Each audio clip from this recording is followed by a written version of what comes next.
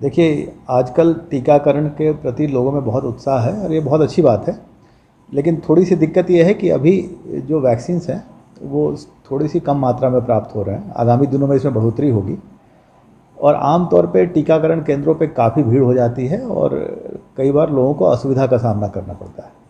तो हम लोगों ने कल के लिए नई व्यवस्था बनाई है। कल 3 तरीके से टीकाकरण होगा। पहला तो जो लोग 2 केंद्र ऐसे रखे गए हैं जहां लोग ऑनलाइन बुकिंग करके और अपनी स्लॉट बुकिंग कर सकते हैं। तो जिन लोगों की ऑनलाइन बुकिंग है वो वहां जाकर टीकाकरण करा सकते हैं और ऐसे सिर्फ 2 ही केंद्र हैं और वहां सिर्फ ऑनलाइन से ही टीकाकरण होगा। बड़ी संख्या में लोग सेकेंड डोज के लिए पेंडिंग हैं, तो हमने ऐसे कल 2000 से के करीब वैक्सीन सेकेंड डोज के लिए सुरक्षित रखी गई है। उनके सेंटर्स निर्धारित है, 6 या 7 सेंटर्स हैं। उसका प्रकाशन किया गया है और जनसंपर्क विभाग भी जारी करेगा। वहाँ पे कोई रोक नहीं है, कोई भी व्यक्ति जिसका सेकेंड डोज लंबित है वो जा सकता है। कहीं का व्यक्ति कहीं भी जा सकता है, लेकिन वो सेकेंड डोज के लिए ही होगा वो केंद्र। उनको अपने साथ आधार कार्ड लेके जाना होगा।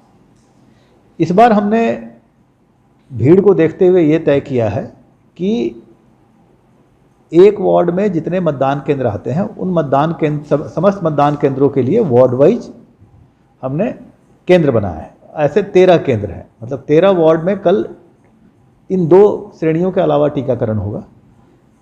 इन केंद्रों में सिर्फ शहर के उस वार्ड के अंदर आने वाले मतदाता ही टीकाकरण करा सकेंगे। तो मेरा आप सबसे आग्रह है कि अगर उस वार्ड के आप वोटर हैं तो आप टीकाकरण केंद्र में जाइए, अपने साथ वोटर आईडी और आधार कार्ड दोनों लेके जाइए। वहाँ आपका सत्यापन होगा कि आप उस वार्ड के वोटर हैं, तो आपका टीकाकरण होगा। ग्रामीण क्षेत्रों के व्यक्तियों के लिए कल शहर में टीकाकरण नहीं होगा। हमने उनकी सुविधा के लिए जो नगर से लगे हुए गांव हैं वहाँ भी टीकाकरण प्लान किया है।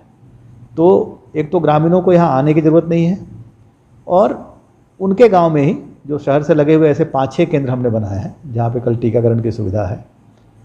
ये सारी व्यवस्था इसलिए की गई है कि लोग थोड़ा आराम से आके वैक्सीनेशन कराएं, अनावश्यक भीड़ भाड़ लाइन में खड़े होने की स्थिति ना आए, और यही व्यवस्था आगे भी लागू रहेगी।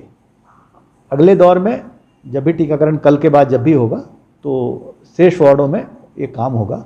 और मैं ये आश्वस्त करना चाहता हूँ कि ये जब तक कि अंतिम व्यक्ति को टीका न लग जाए टीकाकरण चलता रहेगा। शासन का उद्देश्य यही है। कई लोग ये चिंता पाल रहे हैं कि हमारे 84 डेज हो गए, उनका डेटा हमारे पास है, हमें मालूम है कि किनको सेकेंड डोज लेना बाकी है, उस हिसाब से हम वैक्सीन की प्लानिंग कर रहे हैं, तो जल्दी ही उनका भी सेकेंड डोज लग जाएगा।